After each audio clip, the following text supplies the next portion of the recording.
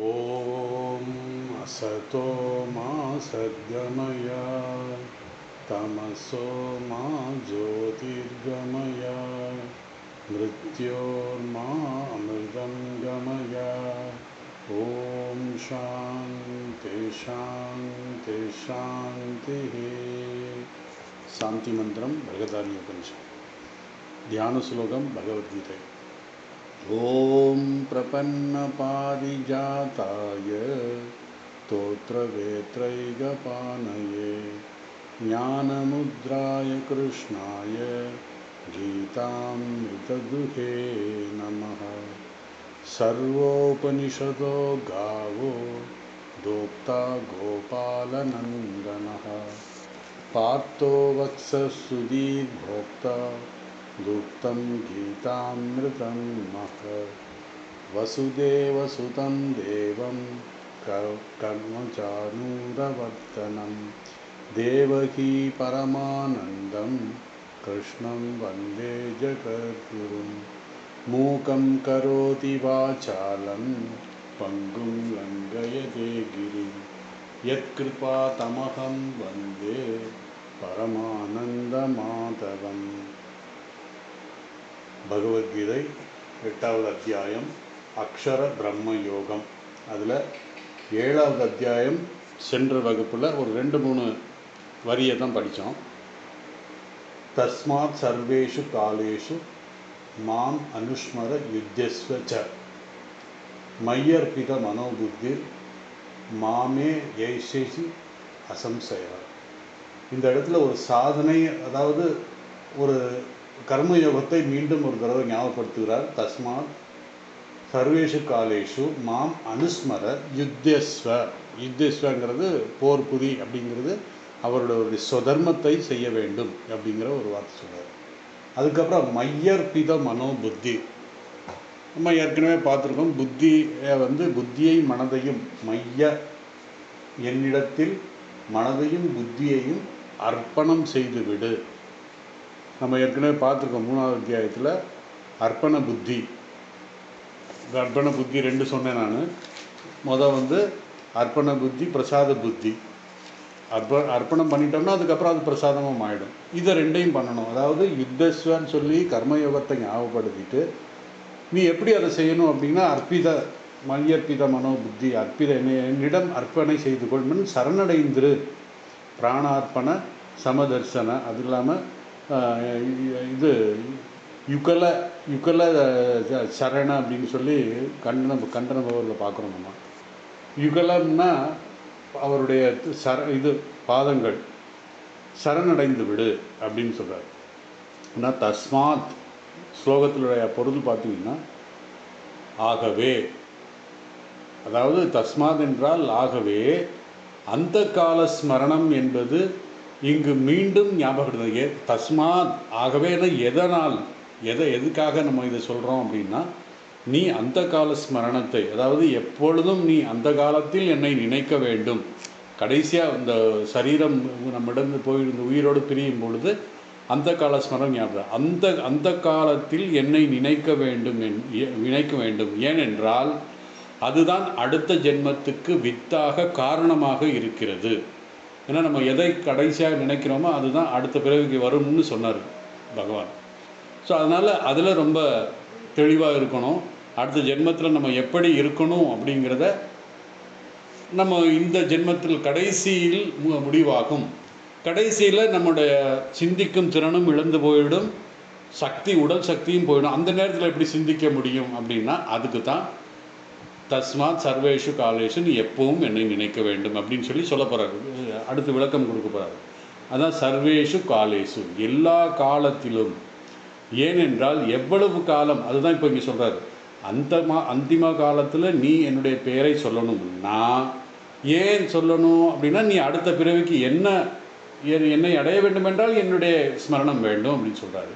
அப்போ அந்த அந்திம காலத்தில் நமக்கு அந்த சிந்தித்தும் சக்தி இருக்காதே, இழந்து விடுவோமே அப்படின்னு ஒரு வார்த்தை சொல்லியிருந்தார். ஏன்னா அந்த இடத்துல அந்திம காலத்தில், அந்த கடைசி நேரத்தில் நம்ம சிந்திக்கும் சக்தியை இழந்து விடுவதனால் முயற்சி இல்லாமல் எது வரும், எது நாம் அபியாசம் செய்து வச்சிருந்தோமோ அதுதான் வரும். அதுதான் அடுத்த ஸ்லோகத்தை சொல்ல போகிறார். அபியாச யுக்தேன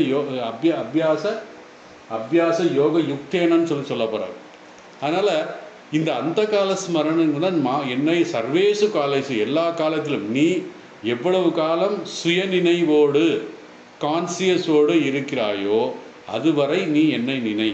அப்போ தான் உனக்கு அந்திம காலத்தில் ஞாபகம் வரும். மாம் அனுஸ்மர, என்னையே நினைப்பாயாக. பிறகு அர்ஜுனனை பார்த்து சொல்கிறார் யுத்தஸ்வன அர்ஜுனனை பார்த்து சொல்கிறார். இப்போ நமக்கு என்னென்னா, நாம் எந்த நிலையில் இருக்கிறோமோ, நமக்கு எந்த அர்ஜுனனுக்கு சொல்லியிருக்கார் போர் புரின்னு சொல்கிறாரு. இந்த போர் புரிங்கிறது எல்லாருக்கும் பொருந்தாது. ஏன்னு கேட்டிங்கன்னா, அவரவருடைய ஸ்வதர்மத்தை செய்ய வேண்டும். ஏன்னா அர்ஜுனன் எங்கே நிற்கிறான்? யுத்த பூமியில் நிற்கிறான். எதுக்காக? தர்ம யுத்தத்துக்காக. ஸோ பகவான் என்ன சொல்கிறார் என்றால், ஸ்வதர்மம், இந்த ஸ்வதர்மத்தை நீ அனுசரிக்க வேண்டும். அவரவர்களுக்கு விதிக்கப்பட்ட தர்மத்தை செய்ய வேண்டும், கடமையை செய்ய வேண்டும். பொதுவாக பகவான் எல்லோருக்கும் என்ன சொல்கிறார் என்றால், நாம் எல்லா காலத்திலும் பகவானை நினைத்து ஸ்மரணிக்க வேண்டும் என்றால் நமக்கு விதிக்கப்பட்ட செயலை சரியாக செய்ய வேண்டும். பகவான் மிக தெளிவாக இந்த இடத்துல சொல்றார், என்னையே நினைத்து சோம்பேறியாக இருந்து விடாதே. ஏன்னா சில பேர் அப்படி சொன்னோம்னா, கோயிலுக்கு போயிட்டு அங்கே இருப்பேன்னு சொல்லி சோம்பி இருப்பாங்க. அது அப்படி இருக்கக்கூடாது. நீ உன்னுடைய கடமை, அதாவது கர்ம இந்திரியம் ஞான இந்திரியம் அதோடைய கடமை செய்ய வேண்டும். அதே நேரத்தில் நீ உன்னுடைய மனதை இறைவனிடம் வைக்க வேண்டும். பகவான் மிக தெளிவாக என்னையே நினைத்து சோம்பேறியாக இருக்க வேண்டாம். உனக்கு என்று என்ன கர்மம் நியமிக்கப்பட்டிருக்கிற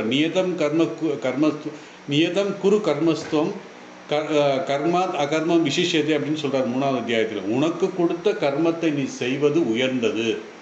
நான் கர்மம் செய்யாமல் இருக்கிறேன் என்பது கூடாது அப்படிங்கிற விஷயம் சொல்கிறாரு. நியதம் குரு கர்மஸ்துவம் கர்ம ஜாயோ ஹிய கர்மனக, அகர்மத்தை அதாவது கர்மம் இல்லாமல் இருப்பதை விட உனக்கு கொடுத்த கர்மத்தை, உனக்கு நியமித்த கர்மத்தை நீ செய்ய வேண்டும் அப்படின்னு சொல்லி சென்ற ஸ்லோகத்தில் என்ன சொன்னார்? கடைசி காலத்தில் என்னை நினைத்து கொண்டு சரீரத்தை விட்டால் என்னை அடைவாய். சரி கடைசி காலத்தில் சரீரத்தை என்னை நினைத்து சரீரத்தை விட்டால் என்னை அடைவான். அந்த கடைசி காலத்தில் எப்படி நினைக்கிறது? அதுக்கு தான் இந்த ஸ்லோகத்தில் தஸ்மாத் அதெல்லாம் ஞாபகப்படுத்திட்டு, நீ சர்வேஷு காலேஷு, எல்லா காலத்தையும் என்னை நினை. ஆகவே என்னுடைய ஞாபகம் வர வேண்டும் என்றால் எல்லா காலத்திலும் என்னையே நினைக்க வேண்டும். பிறகு உன்னுடைய கடமைகளையும் செய்ய வேண்டும். அதுக்கப்புறம் என்ன பண்ணணும்? மையர்பிதோ மனோபுத்தி, 2வது லைனில் சொல்கிறார். நீ எப்படி என்னை நினைக்க முடியும் என்ற கேள்வி நமக்கு வரும். என்றால் உன்னுடைய, அதாவது என்னிடத்தில் உன்னுடைய மனதையும் புத்தியையும் அர்ப்பணம் செய்துவிடு. மையர்பித மனோபுத்தி, அர்ப்பணம் செய்ய வேண்டும். காரணம், உலக விஷயத்தில் மனதையும் புத்தியையும் வைத்தால், அர்ப்பணித்தால் என்ன ஆகும்? உலக விஷயம்தான் ஞாபகம் வரும். அதனால் நீ என்னிடம் வை, உனக்கு நல்ல இடம் உனக்கு கிடைக்கும். அதாவது உனக்கு அடுத்த பிறவியிலே அந்த இறைவனை அடைய வேண்டிய சூழலாவது உனக்கு கிடைக்கும் அப்படின்னு சொல்கிறார். பிறகு நம்முடைய கதி அடுத்த பிறவியில் எப்படி இருக்குங்கிறது இந்த தீர்மானிக்கும். அதனால் உன்னுடைய மனதையும் புத்தியையும் என்னிடத்தில் வைத்து விடு என்றால், மனதில் இயற்கையாக ராகத்வேஷம் இருக்கிறது. அதாவது இப்போ பகவான் என்னன்னா ஒரு ட்விஸ்ட் கொடுக்குறாரு. நீ என்னிடத்தில் உன்னுடைய மனதையும் புத்தியையும் அர்ப்பிக்க வேண்டும் என்றால் அது முடியாது. ஏன்னு கேட்டிங்கன்னா, மனதில் இயற்கையாகவே ராகத்வேஷம் இருக்குது. எனக்கு இது பிடிக்கும், இது பிடிக்காது, இது எனக்கு வேணும், எனக்கு வேணாம் அப்படிங்கிற இது இருக்கும். புத்தியில் அதனால் மோகம் வந்துடும். அப்போ அந்த மோகத்தின் காரணமாக என்னாகும்? மனசில் ராகத்வேஷம் இருக்குது, அதோட எஃபெக்ட்டு புத்தியில் இருக்கும்.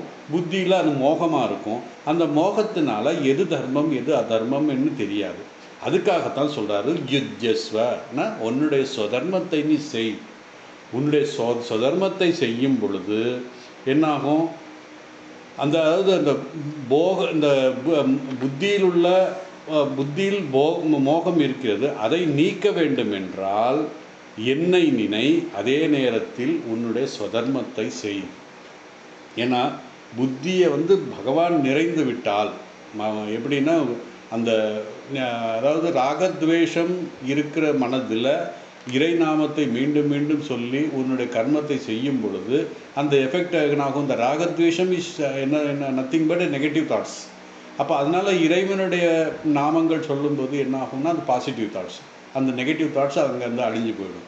அதை எஃபெக்ட் மோகம் போயிடும். அந்த இதனால் மோகம் போனால் என்னாகும், நம்முடைய நான் யார் அப்படிங்கிற ஒரு விஷயம் நமக்கு தெரியும். ஒன்றும் இல்லை, ஒரு உதாரணம் சொல்கிறேன். இப்போ நம்ம கீதையை கேட்டுக்கிட்டு இருக்கோம். இந்த 1 மணி நேரமோ 3/4 மணி நேரமோ உங்களுடைய மனதையும் புத்தியையும் இந்த கீதையிலே அர்ப்பணித்து இருக்கிறீர்கள். புத்தியிலிருந்து புத்தி என்ன சொல்கிறது, அதாவது இந்த மனம் என்ன சொல்லும், மனம் வந்து கீதையில் இந்த ஸ்லோகம் சொல்லியிருக்காரு, பகவான் சொல்கிறாரு, தஸ்மாத் சர்வேஷு காலேஜ், எல்லா காலத்திலும் என்னை நினைக்க வேண்டும் அப்படிங்கிற ஒரு எண்ணங்கள் மனதிலே வருது.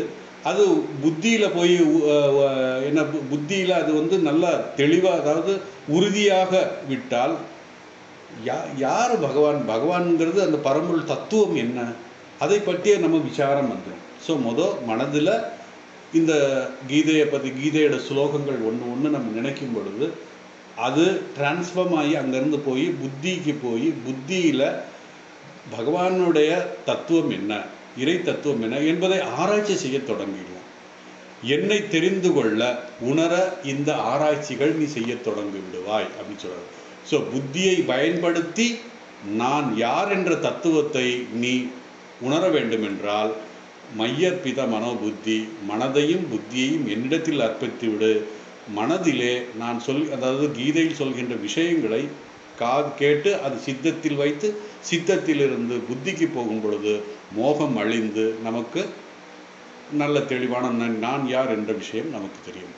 ஸோ மனதும் புத்தியும் ஒரே நேரத்தில் என்னிடத்தில் இருக்க வேண்டும், அது ஒரு கண்டிஷன் போகிறாரு. மேலும் நம்முடைய வீட்டில் நம்ம செய்கின்ற உணவு பண்டங்களை நம்ம என்ன பண்ணுவோம், பகவான் முன்னாடி வச்சு அர்ப்பணம் பண்ணுவோம். இப்போ பகவான் அர்ப்பணம் செய்ததுக்கப்புறம் அது என்ன ஆகும், பகவான் சாப்பிட போகிறதில்ல, அது கடைசி நம்ம தான் சாப்பிட போகிறோம்.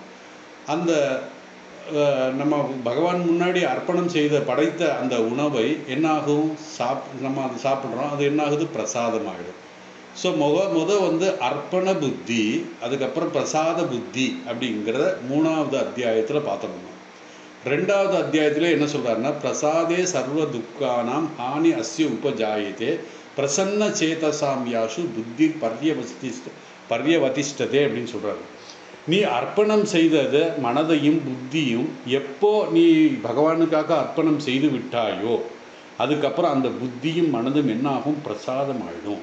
அப்படிதான் நம்ம பண்ணுறோம். வீட்டில எல்லாம் நம்ம பூஜை பண்ணி அந்த இறைவனுக்கு படைத்த அந்த பதார்த்தங்களை நம்ம பிரசாதமாக சாப்பிட்றோம்.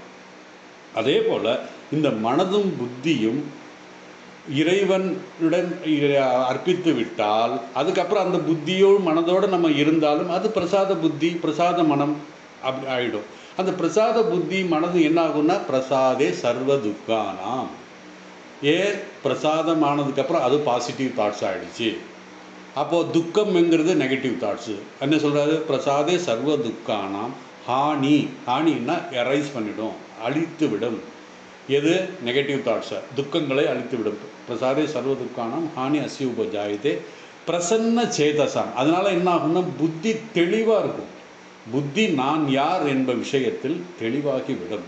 அதனால தான் சுவாமி ராமகிருஷ்ணானந்தஜி சசி மகாராஜ் வேலூர் மடத்திலிருந்து வந்து நம்முடைய சென்னை திருமடத்தில் இருக்கும் பொழுது யார் வந்தாலும் சரி ஒரு கொஞ்சமாச்சும் ஒரு நகமளவாச்சும் பிரசாதம் கொடுக்காம அவனை சும்மா அனுப்ப மாட்டாராம். ஏன்னு கேட்டிங்கன்னா அட்லீஸ்ட் இந்த பிரசாதம் கொஞ்சமாச்சும் அவன் போய் அவனுடைய மனதில் உட்கார்ந்து பிரசாத புத்தி வரட்டும், அவனுக்கு பிரசாத புத்தி பிரசாத மனம் வரட்டும் அப்படிங்கிறதுக்காக இந்த உணவு இந்த பிரசாதத்தை கொடுத்த உடனே அந்த அந்த எண்ணத்தோட அந்த சர்வ துக்கமும் அவனுக்கு போகணும் அப்படிங்கிற எண்ணத்தோடு கொடுக்குறனால அந்த துக்கங்கள் போயிடுச்சுன்னா ஆட்டோமேட்டிக்காக புத்தி பர்யவதிஷ்டதே, புத்தி ரொம்ப தெளிவாயிடும் அப்படிங்கிற எண்ணத்தோட சுவாமி ராமகிருஷ்ணானந்தி கொடுப்பாரு அப்படிங்கிறது அவருடைய வாழ்க்கை வரலாறுல இருக்குது.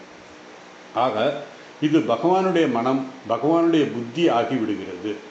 எப்படின்னா நம்ம ஒரு கட்டடம் கட்டுறோம், அந்த கட்டடத்தை கட்டிட்டு எல்லாம் பண்ணிவிட்டு அங்கே வந்து எல்லா பெட்ரூம் அந்த ரூம் இந்த ரூம் தான், கடைசி என்ன பூஜை ரூம் அப்படிங்கிற ஒரு குருதேவருடைய ஃபோட்டோ அல்லது இஷ்ட தெய்வத்துடைய ஃபோட்டோ அங்கே வச்சு அது இது பண்ணோம், அது நமக்கு பூஜை ரூம் ஆகிடும். ஸோ ஒவ்வொரு கிச்சன் அப்படின்னா கிச்சன் சாமான்லாம் வச்சோம்னா அது கிச்சன் ஆகிடும்.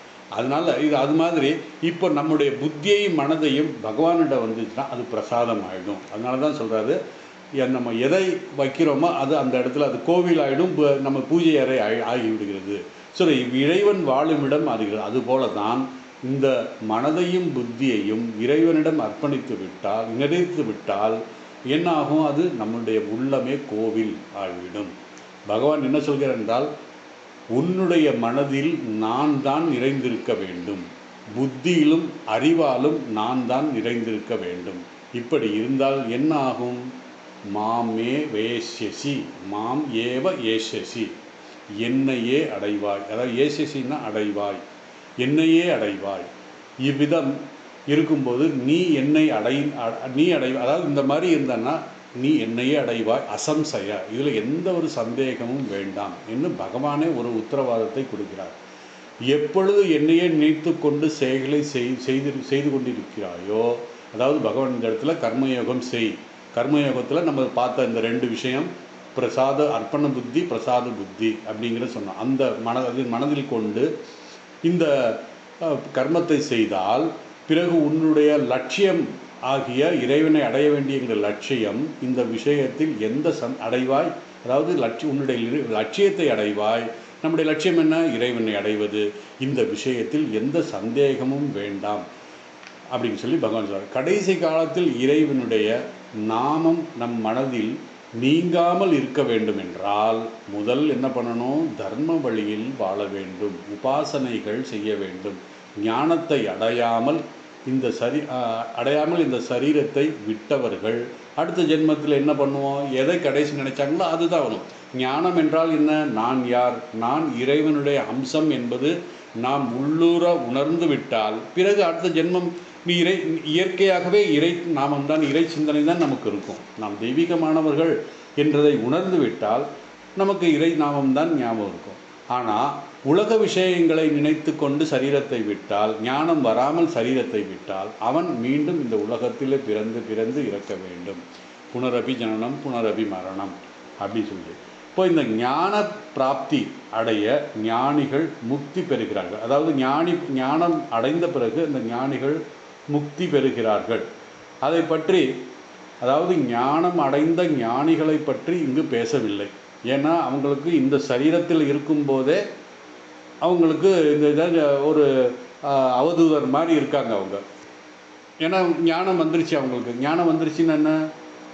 நான் இங்கே இருக்கிற சுகதுக்கங்கள் எல்லாம் ஒன்றுமே எனக்கு செய்யாது. காரணம் என்னென்னா, இது பகல் கனவு. டே டைமில் நடக்கிற விஷயங்கள் எல்லாம் அவர்களுக்கு பகல் கனவு. இரவு நம்ம எல்லாருக்கும் கனவு கண்டோம், அது இரவு கனவு. இப்படி எல்லாமே கனவாக நடக்கும். ஏன் கனவாக நினைக்கிறாங்க அப்படிங்கிற ஒரு கேள்வி வரும். நமக்கெல்லாம் அந்த மாதிரி நினைக்க முடியலையே அப்படின்ற ஒரு கேள்வி வரும். காரணம் என்னென்னா, எது சத்தியம் எது மித்தியம் அப்படிங்கிறத நம்ம ஆராய்ச்சி பண்ணணும். எது எப்பொழுதும் இருக்கிறதோ அது பரமார்த்த சத்தியம், அது மாறாத சத்தியம். அதுதான் பிரம்மம். ஆனால் நம்ம டே டு டே லைஃப்பில் எல்லாம் பார்க்குறோம், எல்லாம் செய்கிறோம். அப்போ அது இல்லை, அது என்னது? அது விவகார சத்தியம். அதுவும் சத்தியம்தான், அது விவகார சத்தியம். விவகார சத்தியம்ங்கிறது டெம்பரவரி. உதாரணமாக உங்களுக்கு உங்கள் வாழ்க்கையில் ஒரு 20 வருஷமோ 30 வருஷமோ ஸ்பேன் ஆஃப் டைமில் நடந்த இன்சிடெண்ட்டு எல்லாமே ஞாபகம் இருக்குமா அப்படின்னா இருக்காது.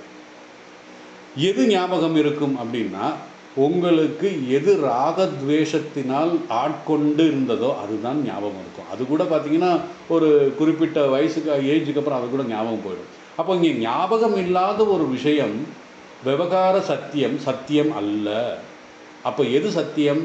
பிரம்ம சத்தியம். அதாவது எப்பொழுதும் இருக்கின்ற அந்த பிரம்மன சத்தியம். அதனால தான் ஞானிகளுக்கு இது பகல் கனவு, ராத்திரி நம்ம காண்ற கனவு இரவு கனவு, நைட் ட்ரீம் அப்படிங்கிற மாதிரி சொல்கிறாங்க. ஸோ இந்த ஞானிகளுக்கு ரெண்டுமே கனவு. இது வந்து வேதாந்த விசாரத்திலே இருக்குது. நம்ம இங்கே டே டு டே அஃபேர்ஸ் எல்லாமே வந்து கனவு தான். ஏன்? அது வந்து டெம்பரவரி, கொஞ்ச நாளைக்கு தான் இருக்கும், கொஞ்ச நாளுக்கு மாறிடும் அது. ஸோ அதனால் ஞானிகள் வந்து ஞான பிராப்தி அடைகிறார்கள். அந்த ஞான பிராப்தி அடைந்ததுக்கப்புறம் அவர்களுக்கு எதுவுமே இந்த முக்தி பெறுகிறார்கள். அதை பற்றி இங்கே பேசவில்லை. நாம் பார்த்து நம்ம உபாசனை செய்து நிஷ்காம உபாசனை, அதாவது நம்ம இங்கு எதை பார்க்குறோம்னா கிரமமுக்தியை பற்றி தான் பார்த்துக்கிட்டு இருக்கோம்.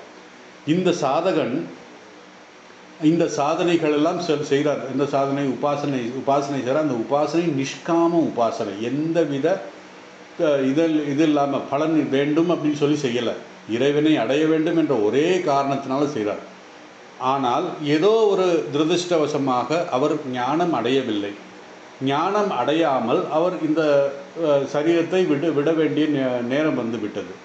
அப்போது எப்படி அவன் முக்தி அடைகிறான்? அவன் அப்படிப்பட்ட சாதகன் எப்படி முக்தி அடைகிறான்? அவர் நிஷ்காம உபாசனை செஞ்சிருக்கார், பகவானை நினைத்திருக்கார், ஆனால் ஞானம் பெறவில்லை. பிராரப்த கர்மத்தின் பலனாக பிராரப்தம் முடிஞ்ச காரணமாக அவர் தன்னுடைய சரீரத்தை விட்டார். அவர் எப்படி முக்தி அடைவார் என்பது தான் கிரமமுக்தி. அதுதான் 8வது அத்தியாயத்தினுடைய முக்கியம்னு சொன்னார்.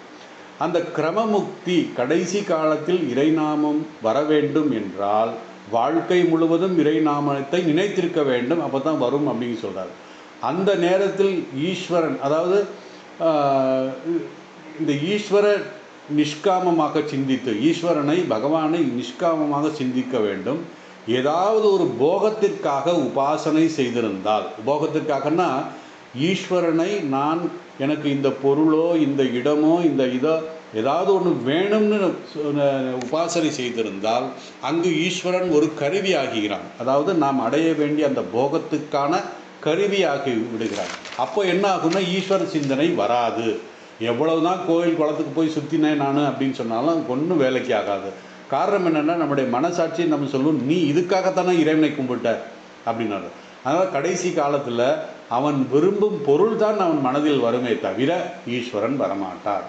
இது ஸ்லோகத்தில் பார்த்தா தெரியும். தஸ்மாத், ஆகவே இதுவரை நாம் பார்த்த கருத்துக்களை கொண்டு, அதாவது இதுவரை நாம் கருத்துக்களை கொண்டுன்னா என்ன, நம்ம சர்வேஷு காலேஷு, அதாவது நீ இறைவனை நினைக்க வேண்டும் என்றால் எப்பொழுதும் நீ அதை அவருடைய நாமத்தை நினைத்து கொண்டு நீ கர்மயோகம் செய்ய வேண்டும் அப்படின்னு சொல்லிட்டு, சர்வேஷு காலேஷு எல்லா காலத்திலும், அனுஷ்மரக, அதாவது என்னையே நினைத்து கொண்டு, ஸ்மரகனாலே ஞாபகப்படுத்திக்கொள், என்னை நினை அப்படின்னு அர்த்தம். அனுஷ்மரக அப்படின்னா இன்னும் கொஞ்சம் வெயிட்டாக அந்த சொல்கிறார். அனுஷ்மரம் ஆழ்ந்து அப்படிங்கிறது இந்த ஸ்மரணத்துக்கு ஒரு வெயிட்டேஜ் கொடுக்குறாரு, அந்த சஃபிக்ஸ் கொடுத்து. அனுஸ்மரக, என்னையே நினைத்து கடமைகளை செய், பகவானை நினைத்து கடமை செய் அப்படின்னா கர்மயோகத்தை சொல்கிறாரு. அது ஒரு உதாரணம் பகவான் ராமகிருஷ்ணன் சொல்வார். ராம் பிரசாத் அப்படிங்கிற ஒரு மிகப்பெரிய காளி பக்தர். அவர் வீட்டில் வறுமை, திருமணமாகிவிட்டது.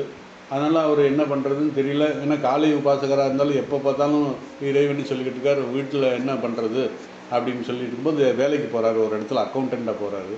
ரொம்ப கஷ்டப்பட்டு யுத்தஸ்வ தனக்கு கொடுத்த கடமைகளை செய்யணும்னு முயற்சி பண்ணுறாரு. ஆனால் தன்னைத்தானே பிரவாகமாக மனதில் என்னென்னு காளியோடைய கீர்த்தனைகள் எழுத ஆரம்பிச்சிடுறாரு.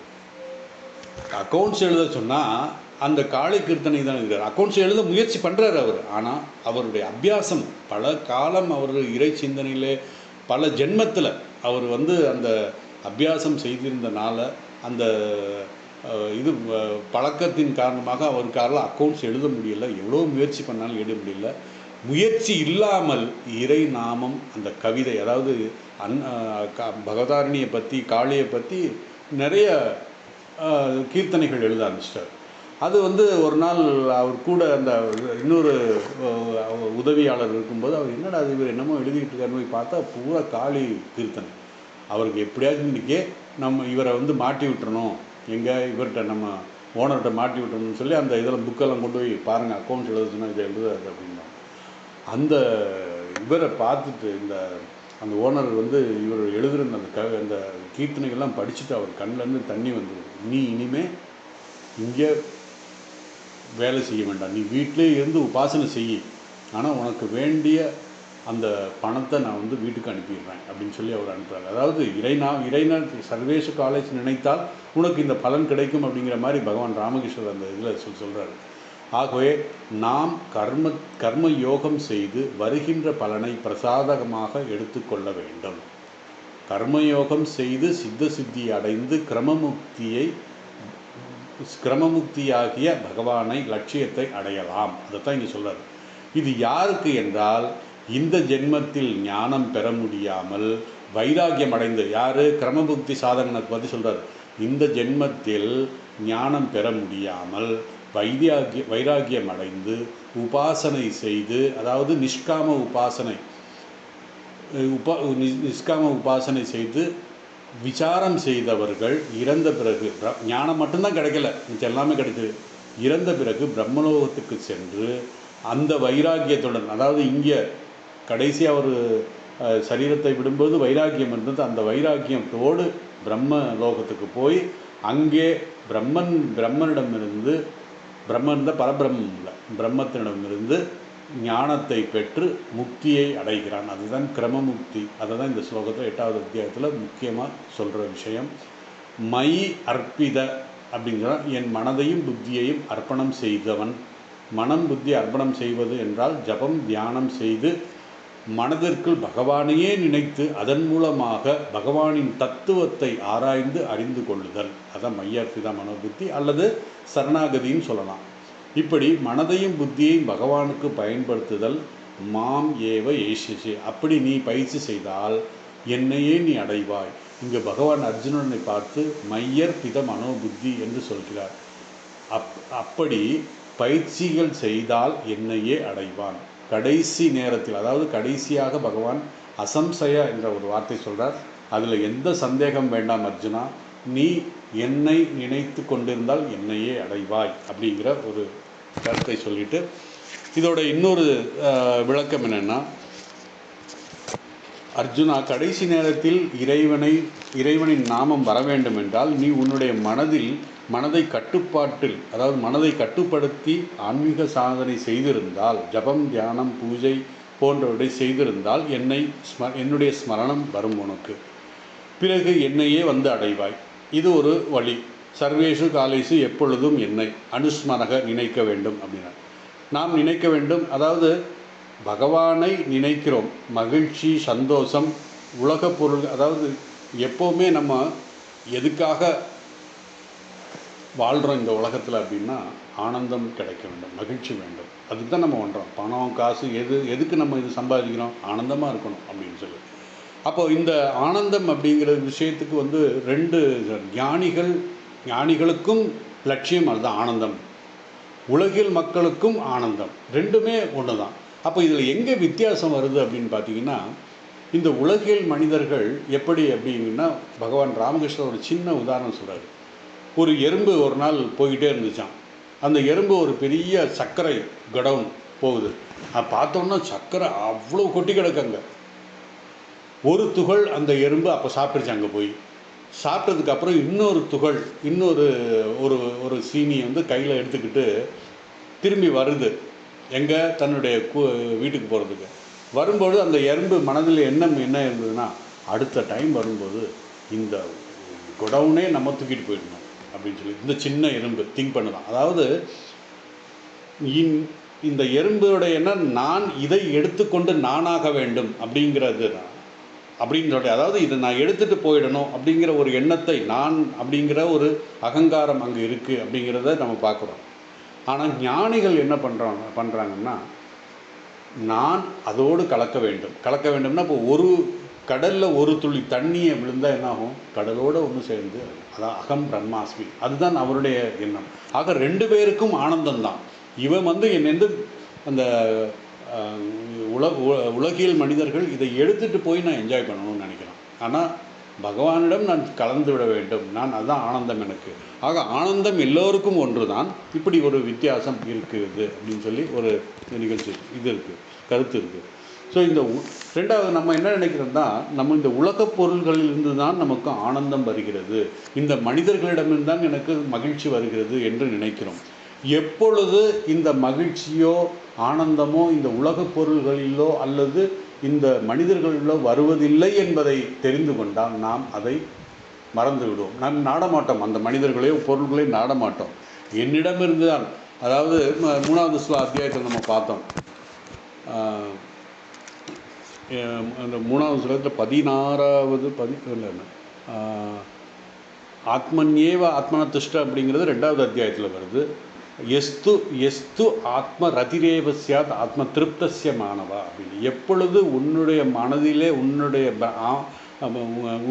உனக்குள்ளே நீ அந்த பிரம்மத்தை அந்த ஜீவாத்மாவை கண்டு கொண்டாயோ அப்பொழுது உனக்கு ஆனந்தம் கிடைக்கும். எஸ்து ஆத்ம ரதிரேவ, ஆத்ம ரதி அப்படின்னா ஆனந்தம். ரதிங்கிறது ரதிங்கிறது இந்த இடத்துல ஆனந்தம். ஆத்ம ரதிரேவ ஷியாத் ஆத்ம திருப்தஸ்ய மானவம். அப்போ தான் உனக்கு 2வது ஆத்மாங்கிறது இந்த திருப்தி. அது யாருக்கு? இந்த ஜீவாத்மாவுக்கு.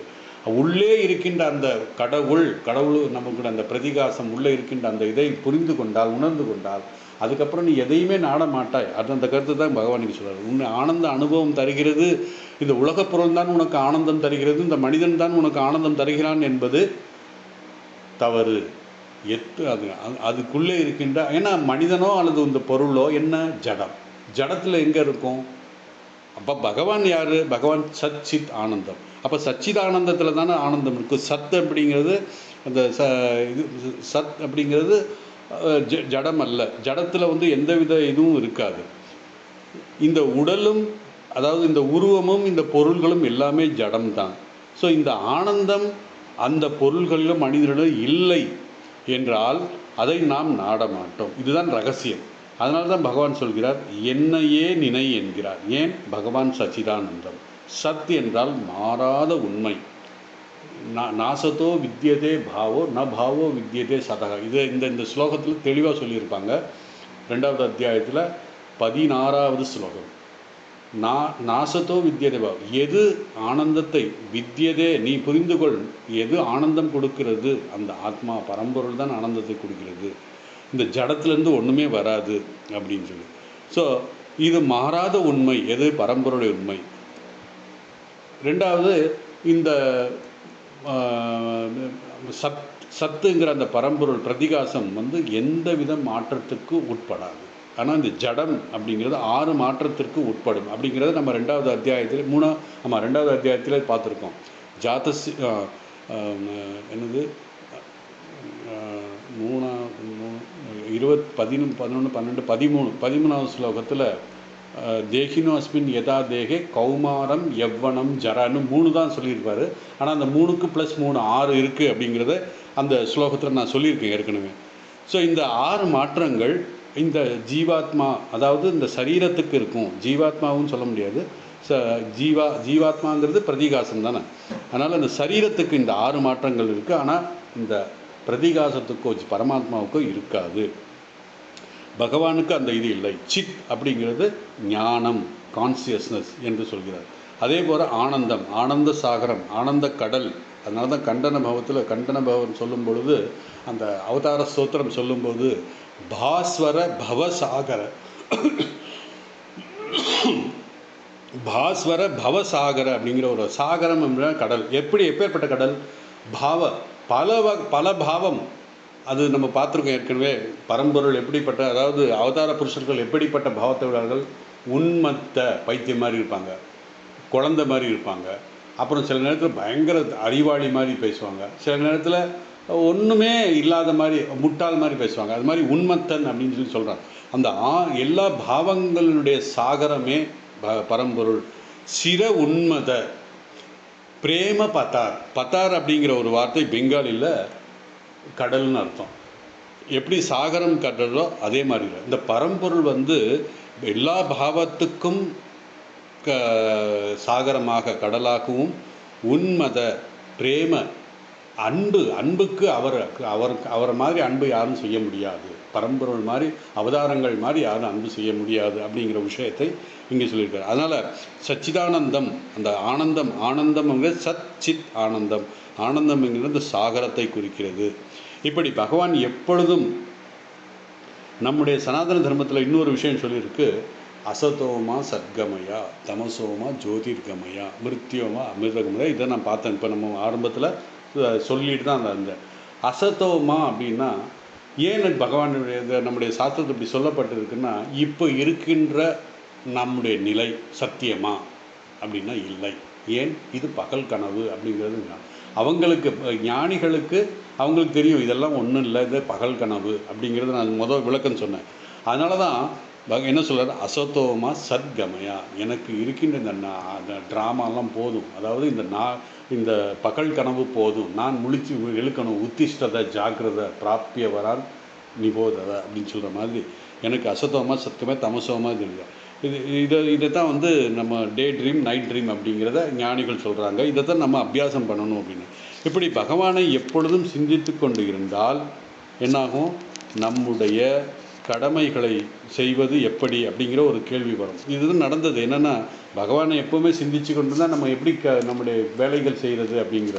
இந்த வைகுண்டநாத் சானியால் அப்படிங்கிறத ஒரு பக்தர் பகவான் ராமகிருஷ்ணன்கிட்ட போயிட்டு எனக்கு அந்த இதை கொடுங்க, அதாவது ட்ரான்ஸ் அந்த சமாதியை கொடுங்க அப்படின்னு சொல்கிறார். அதே மாதிரி இவரும் கேட்குறாரு, யார், நம்முடைய மத்ருபாபு. அப்போது 2 பேருக்கும் அதை கொடுத்ததுக்கப்புறம் என்ன ஆச்சு, அவங்களால தொடர்ந்து இறைநாமத்தில், ஏன்னா அவங்களுக்கு தேர் நாட் ரெடி, அவங்களுக்கு அந்த தகுதி இல்லை. அதனால் 2-3 நாள் அவங்களால தாங்க முடியல, ஓடி ஐயா எனக்கு இது வேண்டாம் அப்படின்னு சொல்லி. அதனால் நமக்கு பக்குவம் அடைய வேண்டும் என்றால் நமக்கு நீ இறை சிந்தனை செய்ய வேண்டும், அதே நேரத்தில் நீ உன்னுடைய கர்மத்தை செய்ய வேண்டும். ஏன்னா தொடர்ந்து நீ உன்னால் இறை நாமத்தை சொல்ல முடியாது. அதனால் உன்னுடைய கர்மத்தை செய். அந்த கர்மத்தை செய்யும் பொழுது அது ஒரு வழிபாடாக செய். அதனால் யஜ்யமாக செய்யும் பொழுது உனக்கு எந்தவித பந்தமும் வராது. அதே நேரத்தில் சித்த சுத்தியும் வரும். அந்த சித்தியின் காரணமாக உன்னுடைய மனதில் எப்பொழுதும் என்னுடைய நாமம் இருக்கும் அப்படின்னு சொல்லி யுத்தஸ்வ என்கிறார், போர் புரி என்கிறார். அர்ஜுனா, நீ இங்கு போர் புரிய வந்திருக்கிறாய், உன்னுடைய தர்மம் போர் புரிவது, யுத்தஸ்வ. இந்த யுத்தஸ்வங்கிறதுக்கு 2 அர்த்தம் இருக்குது. யுத்வம் என்றால் யுத்த என்றால் எந்த சூழ்நிலையில் நீ இருக்கிறாயோ அந்த சூழ்நிலைக்கு ஏற்ற கர்மங்களை நீ செய்ய வேண்டும். இந்த செயலை அந்த செயலை செய்ய வேண்டும் அப்படின்னு சொன்னான். அதனுடைய பலனை அனுபவிப்போன் இறைவன். அதாவது எப்படின்னா, நீ எந்த சூழலில் உன்னை பகவான் வைத்திருக்கிறாரோ அந்த இடத்தில் உனக்கு கொடுத்த கர்மங்களை உனக்கு நியமித்த கர்மங்களை செய்ய வேண்டும். அந்த கர்மத்தை செய்யும் பொழுது இந்த கர்மம் செய்பவன் இந்த இறைவன், பகவான் தான் இறைவன் இந்த கர்மத்தை செய்கிறான். ஆனால் அதனுடைய பலனும் அவனுக்குத்தான். அப்போ நான் யார்? நான் எந்திரம், நீ எந்திரி அப்படின்னு சொல்லி துமி யந்திரோ அமி யந்திரி, அதாவது அமி யந்திரோ துமி யந்திரி அப்படின்னு சொல்லி பகவான் ராமகிருஷ்ணர் ராம்பிரசாத் பாட்டு ஒன்று பாடுவார். நான் கருவி, நீ அதை இயக்குபவள் அப்படின்னு சொல்லுவார். ஸோ நம்முடைய மனதில் 2 கருத்துக்கள் ஒன்றோடு ஒன்று, அதாவது நம்முடைய மனதில் 2 கருத்துக்கள் எப்பொழுதும் ஒன்றோடு ஒன்று எதிராக இருக்கும். என்னென்னா, ஒன்று முதல் கருத்து நான் தெய்வீகமானவன் என்ற ஒரு கருத்து, மற்றொன்று நான் இந்த உடல் மனம் என்ற ஒரு கருத்து. பொதுவாக நமக்கு எல்லாருக்கும் டாமினேஷன் எது இருக்கும் அப்படின்னா, நான் இந்த உடல் இந்த மனம் என்ற ஒரு கருத்து. அப்போது அதனால தான் எனக்கு இந்த உடல் மனம் இருக்கிறது, எனக்கு குடும்பம் இருக்கிறது, எனக்கு அது இருக்கிறது, எனக்கு ஒரு நாடு இருக்கிறது, என்னுடைய மதம் இருக்கிறது, எனக்கு மொழி இருக்கிறது, என்னுடைய உடல் மனம் என்னுடையது என்று சொந்தம் கொண்டாடுறோம். அதைத்தான் சுவாமி விவேகானந்தர் முதல் தட்சிணேஸ்வரத்துக்கு போய் பகவான் ராமகிருஷ்ணன் அவரை தொட்ட உடனே, நீங்கள் என்ன செய்கிறீங்க, எனக்கு வீட்டில் அம்மா அப்பா இருக்காங்க, என் உடல் இருக்குது, என் மனம் இருக்குது அப்படிங்கிறதெல்லாம் சொல்கிறார். அதுக்கப்புறம் தான் சரி இப்போதைக்கு போதும், அப்புறம் பார்த்துக்கலாம்னு சொல்லி பகவான் அவரை ரிலீஸ் பண்ணி விட்டுறாரு. ஆக இந்த 2 கருத்துக்களும் நம்முடைய மனதில் ஊஞ்சல் ஆடிக்கொண்டிருக்கிறது. அதைத்தான் ஆன்மீக போர் அப்படின்னு சொன்னால், அந்த போர்க்களத்தில் நாம் போராட வந்திருக்கிறோம். நாம் எப்படி விடுதலை பெறுவது அதிலிருந்து? இந்த போர்க்களத்தில் போர் செய்ததுக்கப்புறம் தான் விடுதலை கிடைக்கும். பகவான் எப்பொழுதும் என்னை நினைத்து கொண்டிருந்தால் உனக்கு விடுதலை கிடைக்கும், வேறு வழியே இல்லை. அதனால் என்னை அர்ப்பிதன்னா சரணடைந்து, மனம் என்றால் மனம், புத்தி என்றால் புத்தி, புத்தி மையர்ப்பித புத்தி. பகவான் சொல்கிறார், அர்ஜுனா, நீ எப்பொழுதும் உன்னுடைய மனதை என்னிடத்தில் முழுமையாக சரணடைந்து உன்னுடைய சித்தம், மெமரி, புத்தியில் என்னை நினைக்க வேண்டும் என்ற ஒரு சங்கல்பம் மட்டும்தான் இருக்க வேண்டும். இவ்வாறு உன்னை என்னிடம் சரணடைந்து விட்டால், நீ என்னையே நினைத்து கொண்டிருந்தால், அந்த காலத்தில் மரண காலத்தில் இந்த சரீரத்தை விடும் பொழுது என்னையே நினைக்க முடியும். இதில் எந்த சந்தேகமும் இல்லை. அதாவது இந்த சித்தத்தின் வேலை என்ன? அதாவது சித்தம், நான் என்ன சொன்னேன், நம்ம அந்த சனாதன தர்மத்தில் என்னென்னா மைண்டு அப்படிங்கிற ஆங்கிலத்தில் ஒரே ஒரு வார்த்தையை சொல்லி முடிச்சிருவாங்க. ஆனால் நம்முடைய சாஸ்திரத்தில் என்ன, மனது, மனக, சித்தக, புத்தி, அகங்காரம் 4 இருக்குது. இந்த மனதுக்கும் சித்தத்துக்கும் தொடர்பு இருக்குது, லிங்க் இருக்குது.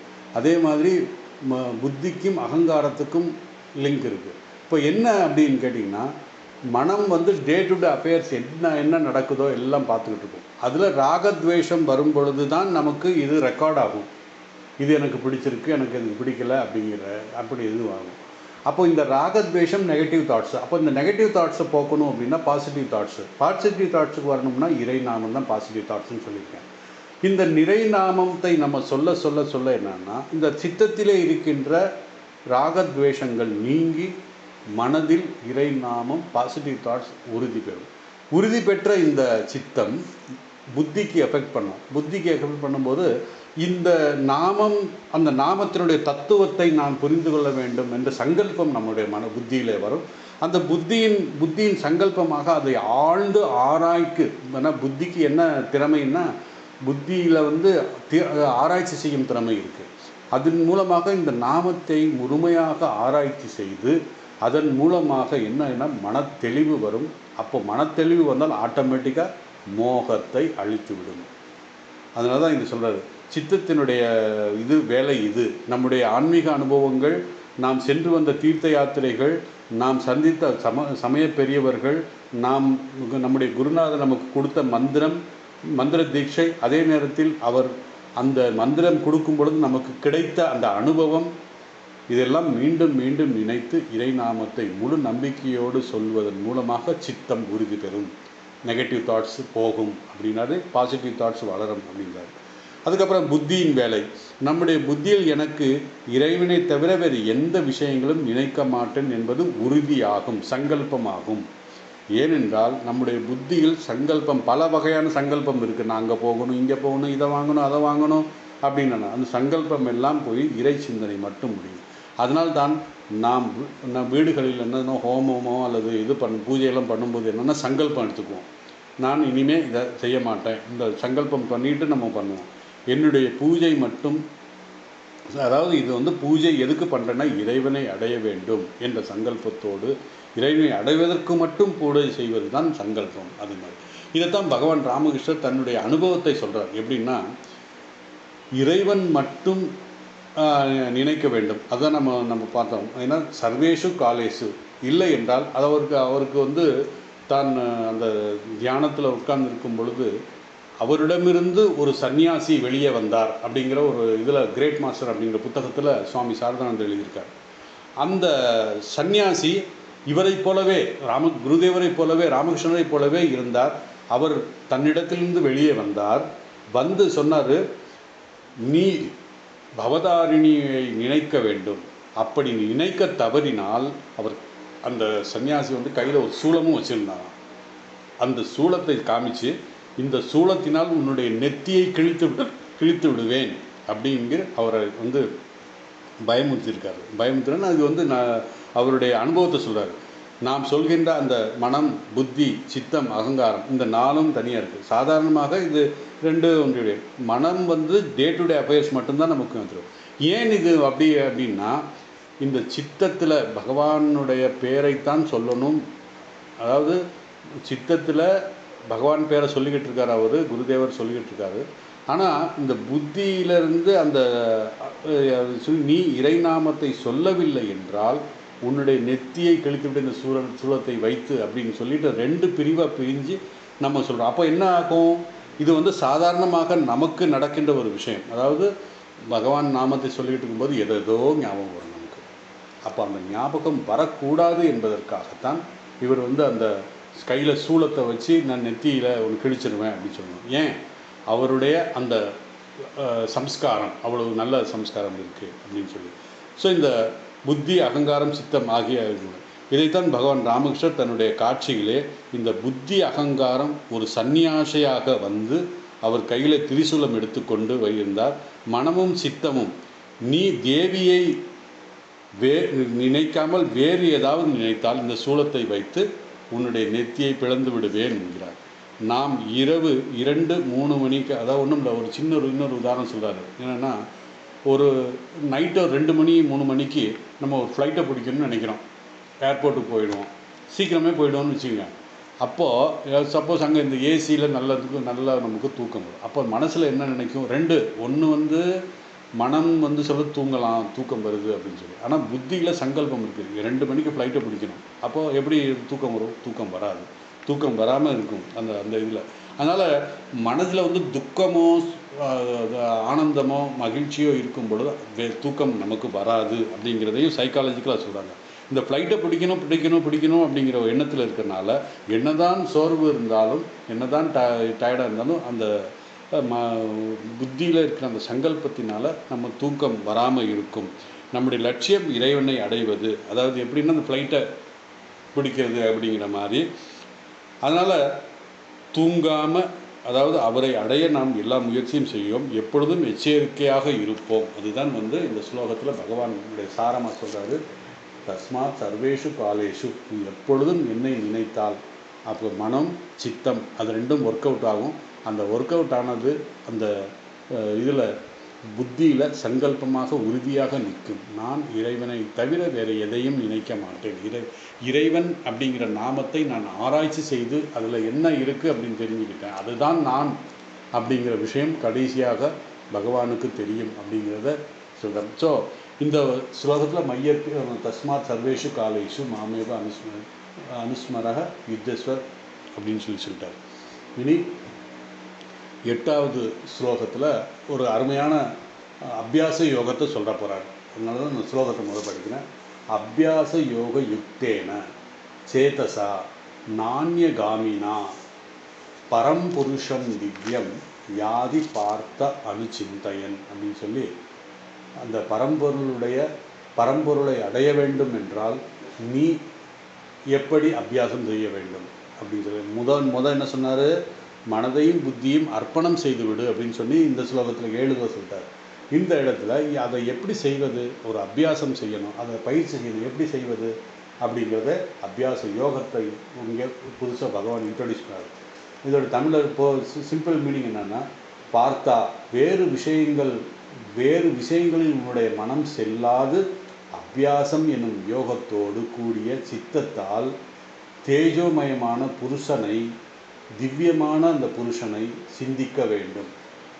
அப்படி சிந்தித்தால் அப்புருஷனை அடைவாய் நீ அப்படின்னு சொல்லி இந்த 8வது அத்தியாயத்தில் 8வது ஸ்லோகத்தில் பகவான் சொல்கிறார். ஸோ போய் 17 ஆயிடுச்சு. இன்னொரு 7-8 நிமிஷம் அது வந்து ஜஸ்ட்டு ஒரு இன்ட்ரோடக்ஷன் கொடுத்துட்றேன் இந்த ஸ்லோகத்தை பற்றி. இந்த அபியாச யோகம், இந்த ஸ்லோகத்தில் பகவான் அபியாச யோகம் என்ற ஒரு சாதனையை நமக்கு சொல்கிறார். அதாவது அபியாச யோகத்தின் மூலமாக நம்முடைய மனதையும் புத்தியையும் பகவானிடம் வைக்கலாம். ஏன்னா சர்வேஷு காலேஷு வைக்க சொல்லியிருக்காரு அவர். அதுக்காக ஒரு அபியாசத்தை, நமக்கு ஒரு பயிற்சியை இங்கே பகவான் புதுசாக இன்ட்ரடியூஸ் பண்ணுறாரு. இதன் மூலமாக பகவானுடைய நாமத்தை நமக்கு அபியாசமாகி இயற்கையாக எந்த முயற்சியும் இல்லாமல் அந்த அந்திம காலத்தில், மரண காலத்தில் அவருடைய ஞாபகம் உனக்கு வரும், அவருடைய ஸ்மரணம் உனக்கு வரும். எனவே பகவானை நினைத்து இந்த சரீரத்தை விட முடியும் உன்னால். ஏனென்றால் நாம் கடைபிடிக்க வேண்டிய சாதனை இந்த அபியாச யோகம். ஏதோ முக்கியமாக பகவான் இந்த சாதனையை கடைபிடித்தால் நீ பகவானை அடையலாம். அபியாசம் என்பதற்கு ஒரு விஷயத்தை, அந்த டெஃபினிஷன் சொல்கிறாரு, ஒரு விஷயத்தை மீண்டும் மீண்டும் மீண்டும் மீண்டும் சிந்தித்தது அபியாசம். அப்போ நமக்கு நாமம் சொல்லியிருக்கார் பகவான். நம்முடைய குருநாதர் நமக்கு மந்திர தீட்சை கொடுத்து அந்த மந்திரத்தை காலையிலையும் மாலையிலையும் அட்லீஸ்ட் ஆரம்பத்தில் ஒரு 108 தடவையாச்சும் சொல்லு அப்படின்னு சொல்கிறார். அந்த ஜபத்தை செய்யும்போது என்னென்னா ஒரு வகையான அபியாசம். அப்படி ஏன் சொல்கிறாருன்னா, இந்த அபியாசம் அப்படிங்கிறது மனதுக்கு ஒரு பிடிக்காத ஒரு விஷயம். எப்படின்னா அந்த முரண்டு பிடிச்ச இது மாடு மாதிரி குதிரை மாதிரி ஓடும் அது. அதனால் அது கொஞ்சம் கொஞ்சமாக தான் அபியாசப்படுத்தணும். அந்த அபியாசத்துக்காக தான் பகவான் இங்கே சொல்கிறாரு. ஏன்னா எந்த இந்த உலகத்திலே எந்த ஒரு கிரிக்கெட் ஆனாலும் சரி, அல்லது டென்னிஸ் ஆனாலும் சரி, அல்லது தபலா மியூசிக் எது இருந்தாலும் சரி, ஏன்னா அபியாசம் இல்லாமல் அவர்கள் முன்னேற முடியாது. அபியாசம் செய்ய செய்ய செய்ய அதில் உள்ள உட்கருத்துக்களை புரிந்து கொண்டு ஒஸ்தாத் ஆக முடியும் அப்படின்னு சொல்லி சொன்னாங்க. ஸோ இந்த நாம் நாம ஜபம் செய்கிறோம். நம்முடைய குருநாதன் நமக்கு கொடுத்த அந்த நாமத்தில் மனதில் எண்ணுகிறோம். அதாவது அந்த நாமத்தை எண்ணும் பொழுது நம்ம என்ன பண்ணுவோம், ஒவ்வொரு சரி இப்போ நம்ம 108 தடவை குருநாதர் பண்ண சொல்லியிருக்கார், நாம ஜபம் பண்ண சொல்லியிருக்கார். அப்போது முதல் தாட்டு பகவான் ராமகிருஷ்ணர் பேர் ஞாபகம் வரும், ஓம் நமோ பகவதே ராமகிருஷ்ணாய. அப்போது ஒரு பீட்டு ஒரு இது இப்படி மாறி மாறி மாறி பண்ணும்போது 1, 2, 3ஆவது நம்ம மனம் எங்கே போகும்னு தெரியாது. என்ன பண்ணணும், மீண்டும் அதை இழுத்து கூட்டு கொண்டு வரணும். இதுதான் அபியாசம். அதை மீண்டும் இழுத்து கொண்டு வந்து விடுறது தான் அபியாசம். இந்த அபியாசத்தை நாம் தொடர்ந்து செய்ய வேண்டும். ஏன்னா முதலாவது எண்ணம், 2வது எண்ணம் குருதேவன் ஞாபகம் வரும், 3வது எண்ணம் எங்கேயோ போயிடும். அதனால் இந்த மனதை விடாமல் திருப்பி அங்கே கொண்டு வந்தோம்னா, இதெல்லாம் நம்ம 6வது அத்தியாயத்தில் 4வது அத்தியாயத்தில் பார்த்துட்டோம். இருந்தாலும் இங்கே பகவான் இந்த அபியாச யோகத்தை தனியாக சொல்கிறார். இறை நாமம் நமக்கு வர வேண்டும் என்றால் இப்படிப்பட்ட பயிற்சிகளை தொடர்ந்து செய்ய வேண்டும். இவ்வாறு பயிற்சி செய்யும்போது நம்முடைய மனதில் ஒரு சுபாவம், ஒரு தன்மை நமக்கு புரியும். மனதினுடைய சுபாவம், தன்மை நமக்கு புரியும். நாம் அடுத்து 3-4 நிமிடத்துக்கு என்ன எண்ணங்கள் நினைப்போம் என்பது நமக்கு தெரியும். ஏன்னா இந்த சுபாவத்தை புரியும் பொழுதும் தான் நமக்கு தெரியும் இந்த டெக்னிக் என்ன, பகவானை நாமத்தை நம்ம சொல்ல அதுக்கான சில ஜிமிக்கெல்லாம் பண்ணணும். நம்ம இவ்வாறு நம்முடைய மனதில் எண்ணங்களை மாறி மாறி வந்து கொண்டே இருக்கும். அதை நாம் கட்டுப்படுத்துவதற்காகத்தான் இந்த அபியாச யோகம். ஒரு ஆய்வு, ஒரு ரிசர்ச் என்ன சொல்லுது அப்படின்னா,